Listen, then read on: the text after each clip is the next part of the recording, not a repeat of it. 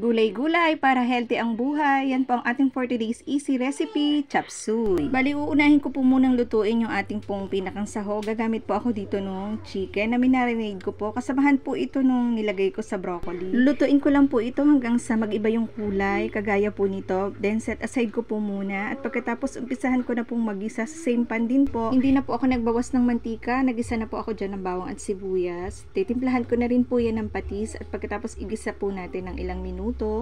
Pag okay na po, ay ilalagay ko naman po yung atay balunan. Ayan, medyo marami pong sahog para po mas masarap.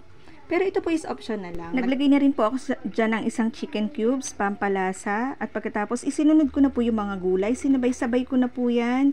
Kahit ano naman pong gulay na gusto nyong ilagay is pwede. At pagkatapos po, iginisa ko lang po ng ilang minuto. Then, nag-add na po ako ng konting tubig. Sisimmer ko lang po ito para po lumambot ng bahagya. Mas gusto ko po yung medyo crunchy. Then, tinimplahan ko na po ng paminta at ng liquid seasoning. Then, ibabagsak ko na din po yung bell pepper at pagkatapos po maglalagay na din po ako ng slurry para po pampalapot at pagkatapos ay ilalagay ko na rin po yung pinakalas na gulay, yung pong repolyo.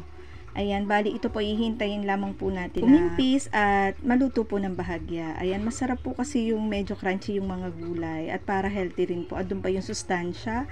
Then, sinimmer ko lang po yan siguro 2 to 3 minutes at pagkatapos pa ilalagay ko na yung pinakang toppings, yung pong niluto kong chicken. At syempre, para espesyal, naglagay din po ako ng quail eggs.